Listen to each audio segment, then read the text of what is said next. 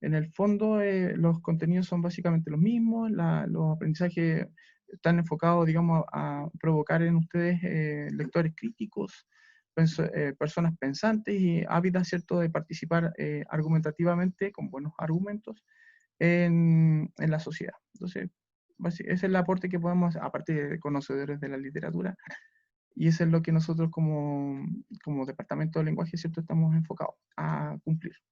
Así que, dicho eso, también en relación a la PTU, que hasta el momento es la prueba que nosotros tenemos como prueba de referencia una vez terminado cuarto medio, pero también en relación, digamos, a los aprendizajes que se supone que a ustedes les van a exigir estando en la educación superior. Habilidades como la comprensión lectora que son transversales a todo. Vean el caso a propósito de la gente que se inscribió mal para recibir el bono de 500, yo también caí en ese truco, digamos, de haber cometido un mal error de comprensión lectora, y eso, es complicado. A ver si lo arreglamos a propósito. Están en las noticias para que lo revisen después, no voy a entrar en detalle. Bueno, el propósito entonces de esta clase es que tengamos podamos identificar la influencia que tiene la literatura en el cine. ¿Ya? Yo sé que el tema es de hecho hay magísteres que están relacionados con este tema, o sea, puede ser un tema muy amplio de discusión y de análisis. Vamos a tratar de no ser muy extensos con respecto a eso, pero sin embargo igual vamos a tratar de tocar el tema que es de esta influencia o esta relación, podemos decir, simbiótica, haciendo un spoiler, una relación simbiótica entre el cine y el arte de escribirlo. De hecho, luego vamos a revisar los principales tópicos o temas de la literatura. Y para eso, ¿cierto? Vamos a necesitar también que continuemos la próxima sesión y quizás otras sesiones más adelante, revisando esos mismos tópicos, ¿ya? Así que les voy a pedir que también, en relación, digamos, a lo que veamos hoy día, que ustedes también puedan investigar por su cuenta y averiguar, ¿cierto?, de qué se trata cada uno de los tópicos que podamos mencionar en esta clase, ¿ya? Ok. Bueno, antes de empezar, como es habitual, ¿cierto?, hacemos una retroalimentación o retrospección de lo que hemos visto. Hemos hablado de género narrativo en cuanto a sus elementos constitutivos básicos. Ahondamos un poco en el tema, digamos, del uso del tiempo y del ambiente como una suerte como de complejidad en relación a tres aspectos que son el espacio, espacio físico, perdón, el ambiente psicológico, el espacio psicológico y el espacio social. Esa mezcla, ¿cierto?, nos da como compuesto en la atmósfera o ambiente en el que se desarrollan las historias que se cuentan. Vimos los tipos de narrador, vimos la focalización, vimos, ¿cierto?, también los estilos narrativos, a propósito, ¿cierto?, todos estos son elementos que nos sirven para poder reconocer que una obra es narrativa, por ejemplo, y que más o menos cuál es el mensaje de una buena primera lectura. Pero detrás de esas primeras lecturas siempre hay unas segundas lecturas que también es importante que nosotros realicemos. Eso es lo que vamos a hacer hoy día, ¿ya? Comentarles que los resultados de la prueba de la unidad 2, la mayor parte de los que la vieron, que son casi la mayor parte de todos los que están en clases conmigo, obtuvieron buenas notas porque aplicaron bien y respondieron bien. Sobre todo me gustó mucho las respuestas de las preguntas de desarrollo. Hay un tirón de oreja para algunos que se saltan esas respuestas de desarrollo, pues no responden nada, no sé a qué se deba eso, pero la mayor parte de los que respondieron, que son casi todos, las respuestas estuvieron bastante buenas, bien acertadas, bien desarrolladas. Me imagino que investigaron paralelo de la medida que estaban haciendo la prueba, ¿cierto? Y pudieron responder mejormente, con mayor habilidad, digamos, a esas preguntas. Recuerden el tema de las faltas de ortografía y redacción, también eso no vi tantos casos, y si hay alguna disminución en el puntaje total, que eran 5 puntos por respuesta, puede ser debido a eso, ¿ya? O puede ser que el argumento no haya estado bien desarrollado, también. Pero en general, buenas respuestas, y me gustó eso. Me gustó su trabajo. Ok.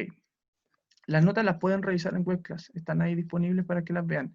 En lo que estoy trabajando ahora, y por eso que de repente le puede estar llegando un mensaje a uno u otro, es en la revisión de las tareas. Estoy revisando las tareas que se supone que ustedes ya han hecho desde marzo hasta ahora, porque, bueno, para hacerlo bien y por el tema, digamos, de la modificación de las notas que se supone que nosotros nos pedían como mínima,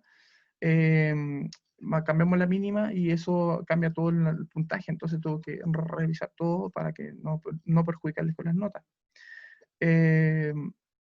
Así, la mayor parte de ustedes ha obtenido 7 en las tareas que ya han realizado, y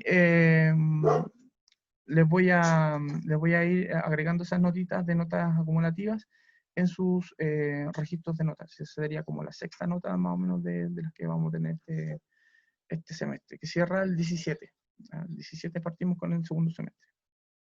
A propósito de eso, cambiamos, ¿cierto?, la unidad 3, igual estamos en transición de la unidad 2 a la unidad 3, todavía puede que veamos algunas cositas de la unidad 2 en la unidad 3, o en el tiempo de la unidad 3, tenemos digamos, una extensión de 20 semanas más de clase, así que podemos y tenemos tiempo para poder hacerlo, incluso más por ese, porque ustedes salen en enero, si no me equivoco, así que tenemos tiempo todavía. Hay tiempo.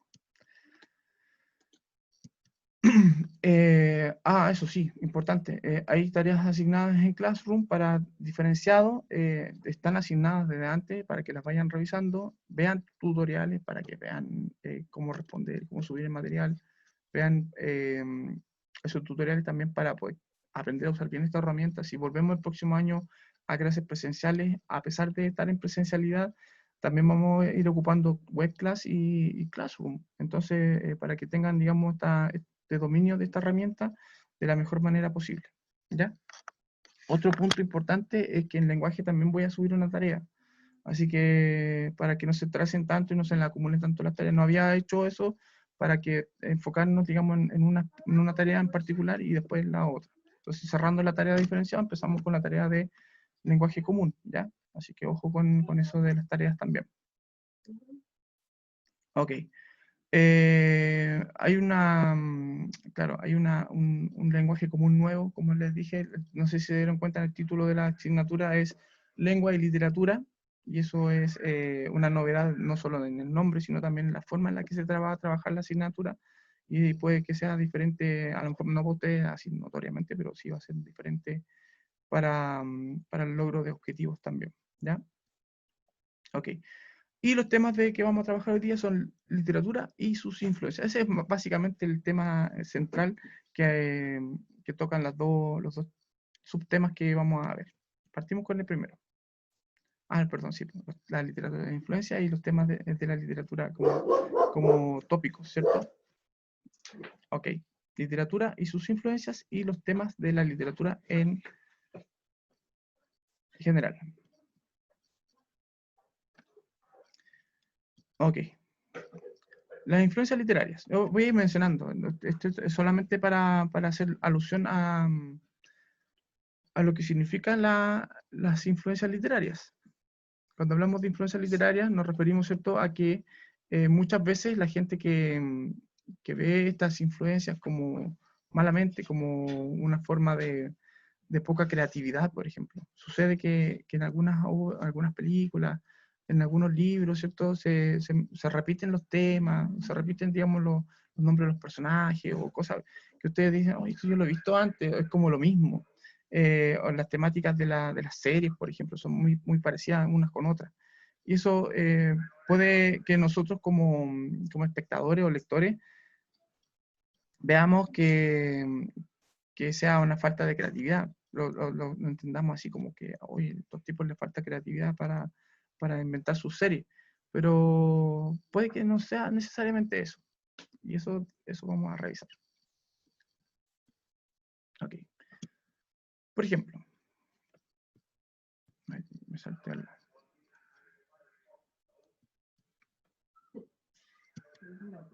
Por ejemplo, en esto, de esta película del año 95, que se llama Don Juan de Marco, donde trabaja Marlon Brando y Johnny Depp, por ejemplo.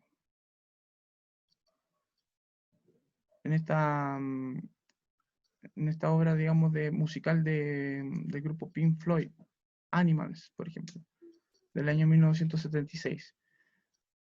¿Qué, qué ven ustedes? Aparte de, no sé si conocen algo de estos artistas. No les suena? ¿No han visto esa película, por ejemplo? Háganme así con los deditos, así, no. eh, o en el chat creo que también se puede, digamos, comentar. ¿No saben? ¿Nunca la habían visto? Bueno, esta película donde trabaja Johnny Depp es una película que está basada en un libro, en un personaje tipo, un libro que se llama El Don Juan, po. De hecho, es como un... Sí, po. De hecho, hay varios autores que son como que toman este mismo personaje del Don Juan, es como el Casanova, ¿cierto? El tipo que enamora a muchas mujeres. Se le dice Don Juan, este es un Don Juan, es como lo usamos también en nuestro lenguaje cotidiano, ¿cierto? En el lenguaje coloquial. Claro, este personaje que interpreta Johnny Depp es un tipo que, no le voy a hacer spoiler para que la vean la película, igual está interesante de revisar, que el tipo como que de repente dice que es Don Juan, que es Don Juan, que en una época contemporánea, estamos hablando, ¿cierto? No sé si se dan cuenta ahí, hay una tele, este es un psiquiatra, Van Lombrando interpreta a un psiquiatra que trata de entender el delirio de este ser, de este sujeto. ¿Cómo se crea Don Juan? Si Don Juan es de la época del romanticismo, o sea, hace 200, 300 años atrás. ¿Cómo va a tener esa idea del amor todavía en su mente? Lo trata de entender en ese delirio. Entonces le dan, hay en esta conversación, ¿cierto?, entre ellos, le dice este supuesto Don Juan que le va a dar 2 semanas, o sea, le pide 2 semanas para explicarle por qué Don Juan, y si al final de esas 2 semanas el psiquiatra le cree, o Marlon Brando le cree, ¿cierto? Entonces, bien, y si no le cree, va a aceptar el tratamiento psiquiátrico que es de pastilla y qué sé yo. Entonces en eso se basa la película. Ahora, claro, ustedes pueden decir, pero ¿cuál es la novedad de la película? O sea, ¿cómo toman un personaje, reviven un personaje tradicional de la literatura en una época en la que parece que no cabe? Y parece que sí, pues. Y eso es de eso de básicamente lo que trata la película. O sea, si ustedes se dan cuenta, el éxito que tienen las comedias románticas en la actualidad obedece a que todavía hay gente que cree en ese tipo de amor, ¿cierto? En ese tipo de relación idílica o entre dos sujetos. Vamos a hablar de sujetos en este caso. Entre un hombre y una mujer, un hombre, una mujer, mujer, o lo que sea. Entonces, hay obviamente una adaptación de esta historia al contexto, bueno, estamos hablando de la época de los años 90, pero que puede incluso llevarse al cine hoy en día con una nueva temática a propósito, una Doña Juana, por ejemplo, puede ser. O lo que sea, los temas que también se pueden ir, obviamente, adaptando y se pueden ir, obviamente, también modernizando, actualizando. Las propuestas literarias que se hacen o que se hicieron en la antigüedad también sirven para que los autores más adelante, ¿cierto?, vayan considerándolas como referencia para poder construir sus propios relatos, pues, sus propios textos, sus propias obras. En el caso de Pink Floyd, de esta obra, que es un clásico de esta banda en particular, está recogiendo la historia podríamos decir que tiene una relación intertextual con, estamos hablando de relaciones intertextuales por si acaso, también, pero esta relación intertextual que tiene Pink Floyd es con el libro La granja de los animales, de George Orwell, no sé si lo cachan. Ya, parece que lo han leído en alguna ocasión o más o menos lo ubican de qué se trata la obra. Esta obra de Pink Floyd es una obra musical. Ahora, ¿cómo yo transformo una novela en música o en canciones? Obviamente cada una de las canciones de este álbum tiene el nombre, digamos, hace referencia a partes, digamos, de la historia narrada. En este caso, ¿cierto? Es cantada. Y está traída, digamos, a propósito, no sé si ven en la carátula del álbum, del vinilo, está traída, digamos, a propósito de lo que significa la época contemporánea para la sociedad contemporánea, para la historia contemporánea, como sigue siendo o sigue prevaleciendo esta obra a pesar, digamos, del paso del tiempo. Incluso se siguen tomando referencias de George Orwell en la actualidad a partir de distintas de otras obras también, musicales, literarias, en representaciones dramáticas, qué sé yo. Entonces, la actualización del tema, también las relaciones intersexuales, porque obedece quizás a que los contextos no han variado mucho. Hoy en día, ¿cierto?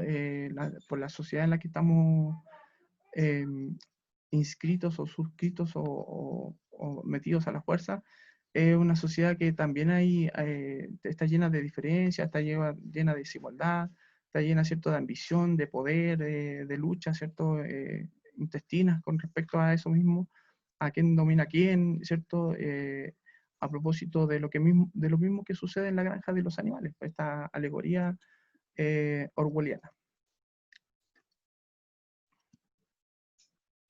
A propósito de eso mismo, no sé si reconocen al artista aquí. ¿Reconocen al pintor? ¿El nombre del cuadro? ¿Al personaje de la pintura?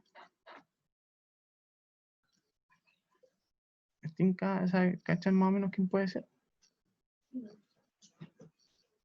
¿No? Ya, para que vayan haciendo la alusión. Esta pintura, bueno, es de Salvador Dalí.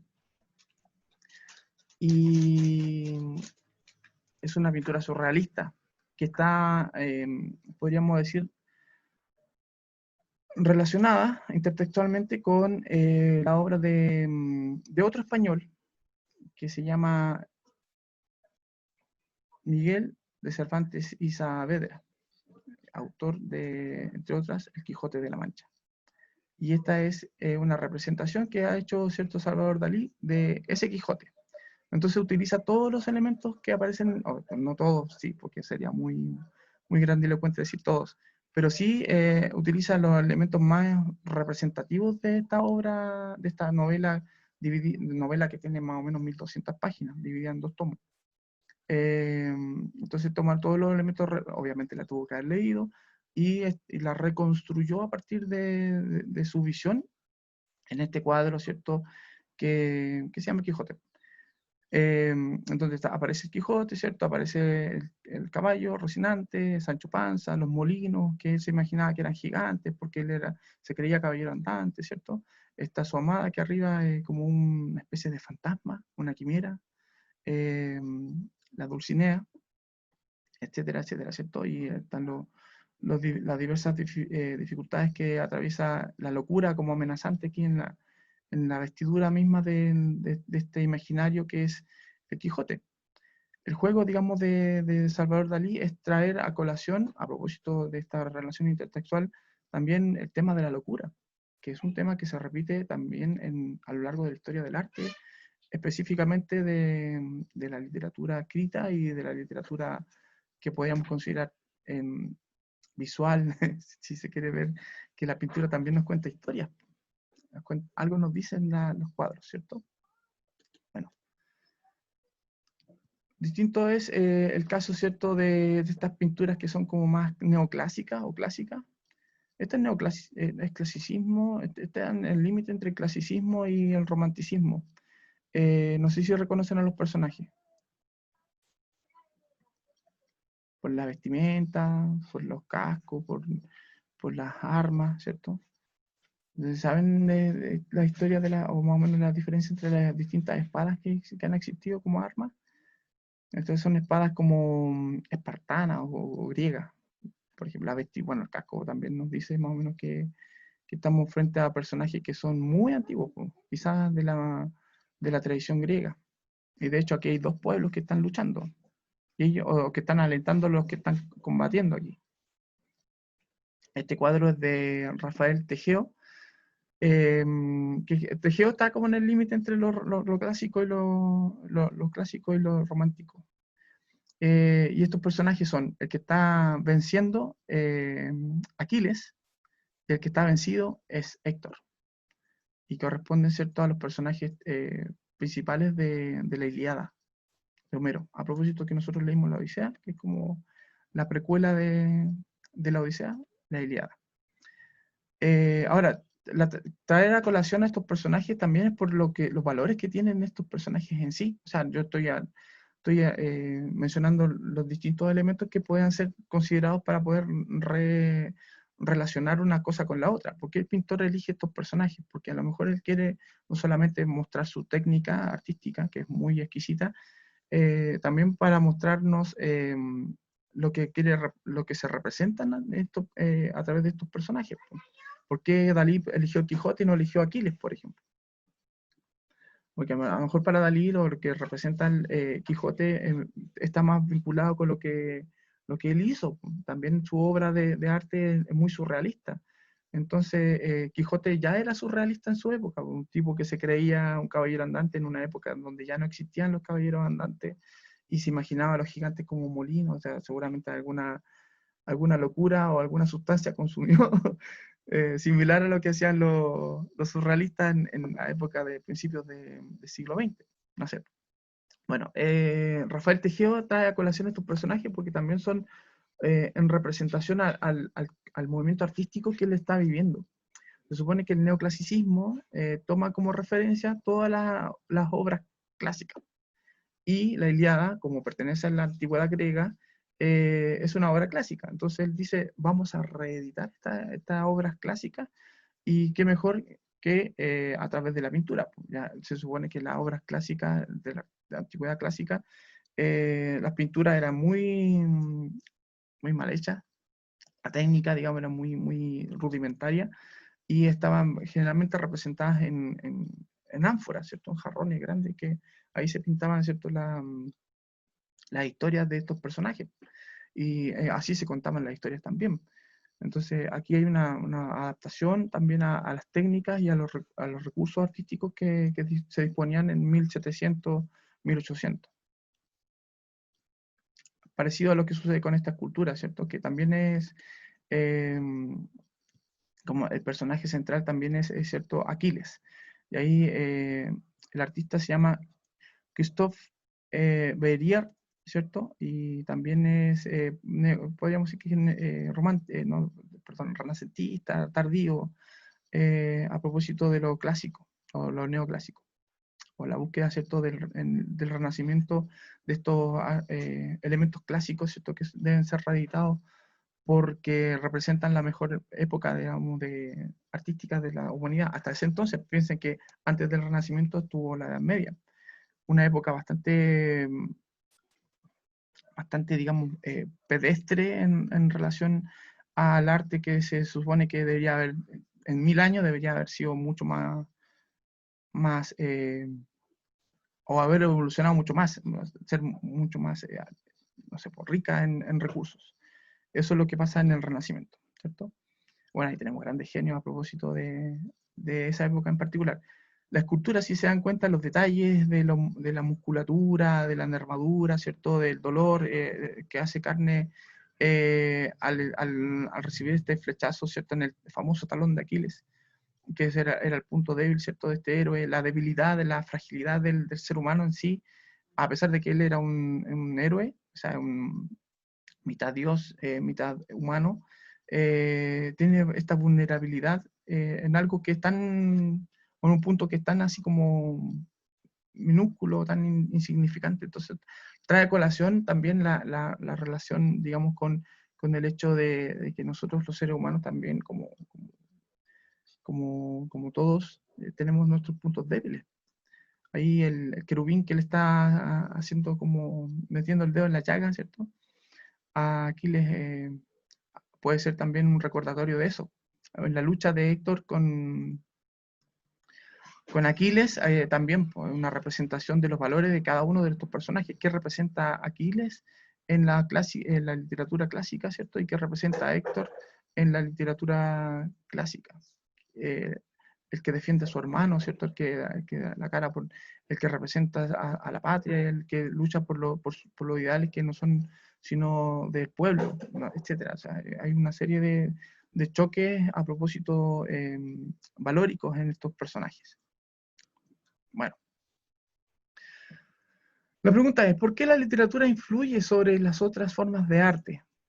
La respuesta puede ser por afinidades estéticas, porque hay por ejemplo, a mí me gusta el arte clásico, entonces repito, si yo pinto obras clásicas, o trato del realismo, o soy más surrealista como Dalí, o lo que sea. Afinidades estéticas, ¿sí? Me gusta el estilo que utiliza el artista en particular, o la escritura, pues a mí me gustan las novelas de terror, entonces puedo escribir, si escribo algo de terror, como Stephen King, por ejemplo, ustedes ya saben que es uno de mis autores favoritos, por ejemplo. También puede ser por las coincidencias temáticas, o hay influencias temáticas. Por lo que a mí me devanean los sesos, ¿cierto? Son temas que ya han sido tratados por otros autores. Siempre pasa eso, de que hay yo quiero plantear un tema, por ejemplo, voy a hablar del amor imposible, porque estoy enamorado y la persona de la que estoy enamorado no me corresponde, entonces el amor, o no podemos estar juntos. Entonces voy a escribir un poema sobre eso. Pero resulta que no he sido la única persona que ha tenido esa dificultad para amar. Y si vamos a la historia de la literatura, hay muchos viejos que ya han hablado de eso, o viejas también, ¿cierto? Que han hablado de ese tema en particular. Entonces hay influencias temáticas que pueden ayudarme a escribir este poema, eh, más o menos tomando como referencia a esos otros autores. También puede ser porque compartimos un movimiento artístico, lo que pasaba a propósito del Renacimiento, si se dieron cuenta.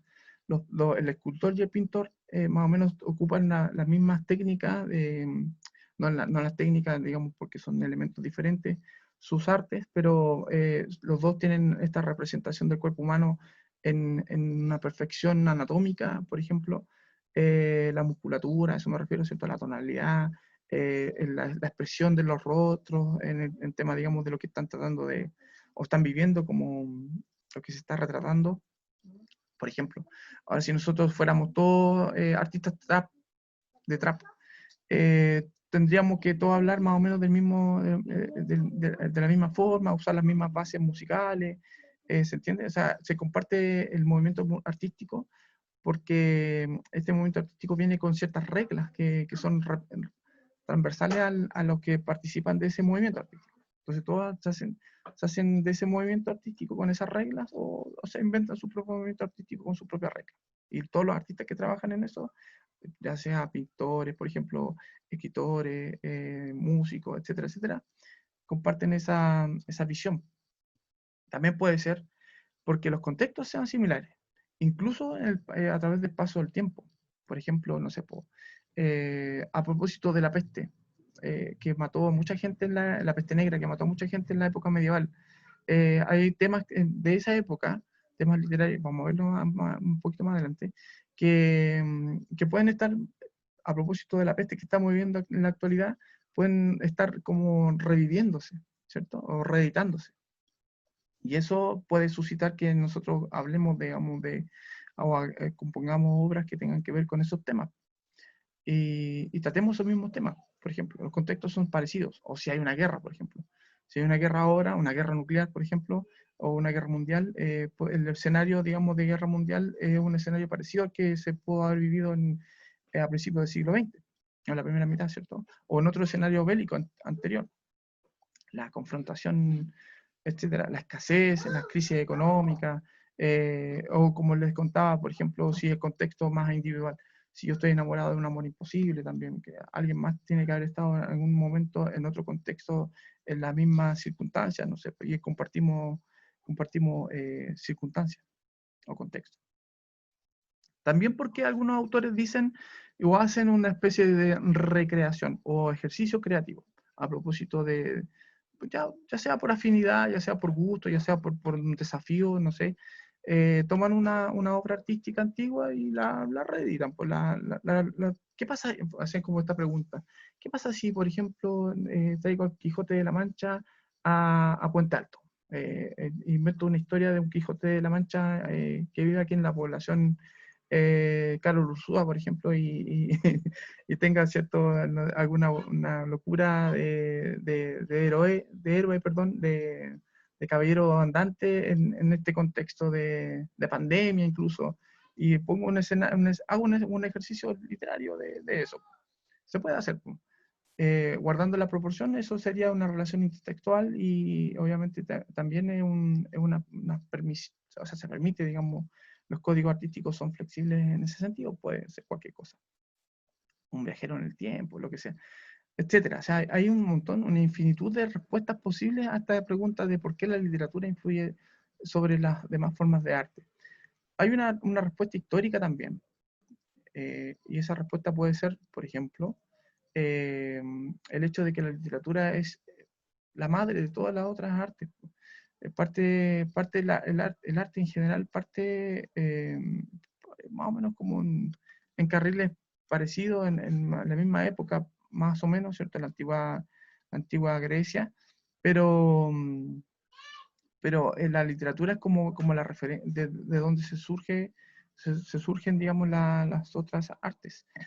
Piensen en el teatro griego, de ahí sale la pintura, la música, todo como que se va integrando.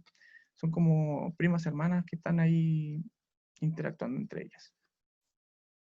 Me quedo con esta frase de André Maurois, francés, que dice: la lectura de un buen libro es un diálogo incesante en que el libro habla y el alma contesta. O sea, mientras hayan obras literarias, van a haber lectores que con sus almas, ¿cierto?, van a ser los que contesten a ese diálogo que se genera incesantemente. Pues piensen que una obra literaria puede tener una infinitud de almas que contesten y todos van a contestar quizás de distinta manera.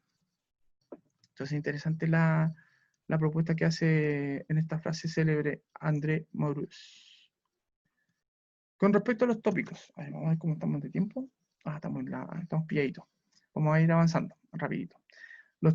Estos tópicos literarios o temas literarios, ¿cierto?, son esquemas fijos de pensamiento que, debido a su empleo reiterado a lo largo del tiempo, en la época, ¿cierto?, a lo largo de la historia de la literatura, que básicamente la historia de la literatura es como paralela a la historia de la humanidad, se han quedado prefijados como temáticas literarias comunes. O sea, son temas que se van a ir dando recurrentemente una y otra vez a lo largo del tiempo y del tiempo humano, ¿cierto?, y del tiempo literario, en la historia, ¿cierto?, que corren para monos paralelas.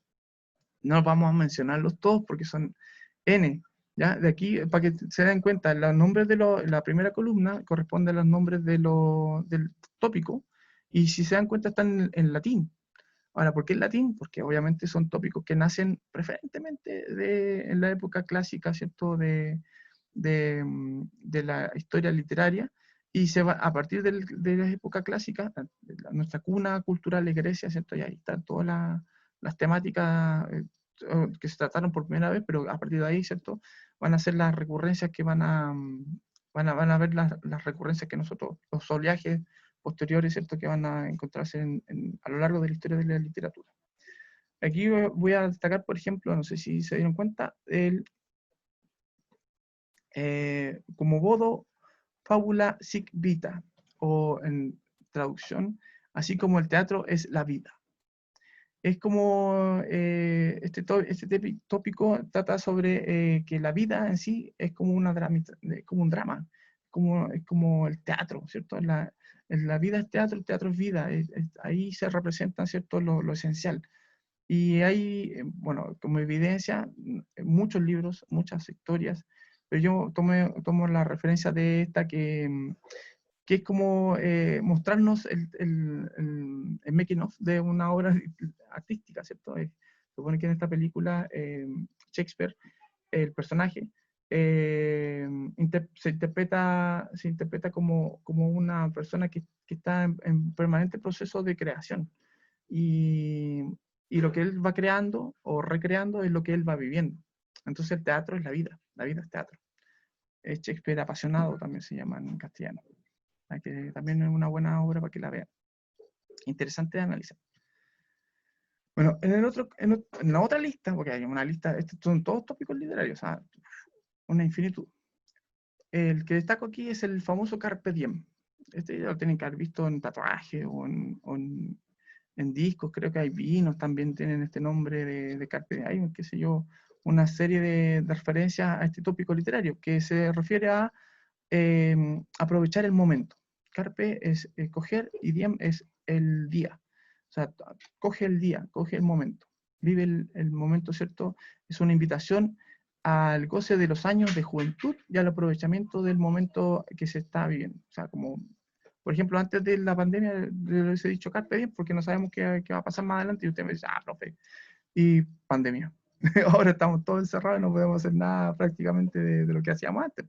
Salir, ir a andar en bicicleta, jugar, ir a la plaza, qué sé yo, etcétera, etcétera. O ir al cine o lo que sea, ¿cierto? A propósito de referencias fílmicas. Y como referencia fílmica, yo les dejo, ¿cierto? También esta que es la Sociedad de los Poetas Muertos. El tópico de Carpe Diem es un tópico transversal a lo que viven los personajes. Es el mensaje que deja el profesor, ¿cierto? Interpretado por Robin Williams a sus estudiantes. Una historia, dice emperador y todo, porque de hecho hay una escena muy impactante a propósito en esta película, donde el tópico del Carpe Diem es citado, para que la vean, revisen una buena película. Otra referencia a propósito de tópicos literarios, y aquí tomo, ¿cierto?, la Vita Militia, o la vida como lucha. Es un tópico literario que se ve en todas las películas de guerra, porque todas las películas de guerra más o menos tratan de lo mismo. Un tipo que está en la guerra o que está con un pelotón y se pierde y lo tienen que ir a rescatar, o un tipo que tiene la capacidad no sé, pues de matar a todos los malos y sortear todas las dificultades que se le vayan presentando, por etapas, ¿cierto? Va matando a los malos menos malos hasta los malos más malos, en ese orden, digamos.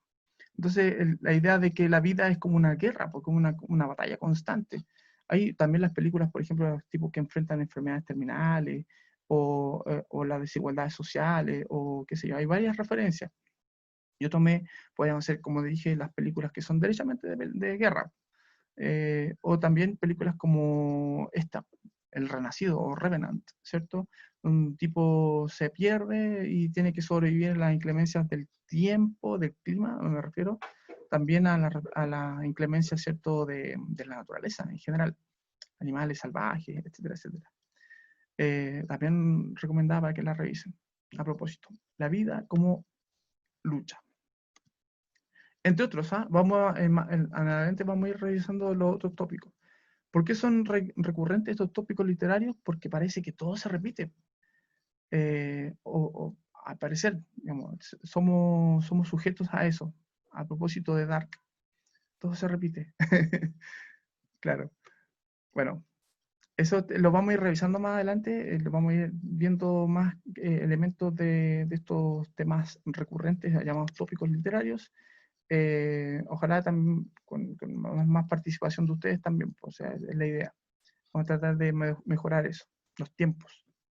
Bueno, les recuerdo que hay tareas que se están revisando en WebClass, en Classroom, tareas que son en coordinación con WebClass, ¿cierto? Son tareas que se supone que ustedes tienen que hacer para poder ir logrando los aprendizajes. Classroom es esta herramienta que estamos utilizando para ingresar a Classroom. Bueno, primero vean tutoriales, pero también vean que yo les mando un código a su correo electrónico, los mismos correos electrónicos donde se mandan los enlaces para estas clases. Revisen eso, ¿ya? Un recordatorio del próximo control lector, Doña Rosita la soltera, o El lenguaje de las flores, ¿cierto? Es una obra dramática ojo con eso, de Federico García Lorca. ¿Ya? La fecha es una fecha tentativa, no es una fecha oficial, por eso le puse ahí asterisco. 24 de agosto, es lunes. Digo tentativa porque puede que el lunes, el 24, hagamos la clase y el 25 hagamos la prueba, que es martes. ¿Ya? Entonces, vamos a ver cómo se da eso, ¿vale? Yo les voy avisando en la próxima clase 10, yo creo que vamos a tener una fecha ya más exacta. Ok, o confirmamos el 24. Para ir cerrando entonces, lo que hemos revisado hoy día, que la literatura y el arte y en general, ¿cierto? Está todo relacionado, está todo conectado. Hay una conexión intrínseca, ¿cierto? De influencia, de respeto, de, de compartir temas, de compartir contextos, qué sé yo. Y los tópicos literarios también, que son temas, a propósito de lo mismo, ¿cierto? Temas que se van repitiendo en el arte, no solamente en la literatura. Se llaman tópicos literarios, pero se dan también en la otra forma artística. Ok, la próxima clase vamos a ir profundizando estos dos temas. Vamos a ver también el tema del doppelganger, a propósito de temas recurrentes, y algo más de intertextualidad también, ¿ya? Cualquier duda que tengan, cualquier pregunta, mi correo electrónico, mi WhatsApp, ¿cierto? También para que ustedes se contacten conmigo, no hay problema. Y a propósito de referencias, ahí tenemos otra referencia, otra relación entre literatura y cine. Chicos lindos, chicas lindas, estamos en Lora, como dijo el loro, nos vemos. Hasta la próxima. Chao, chao.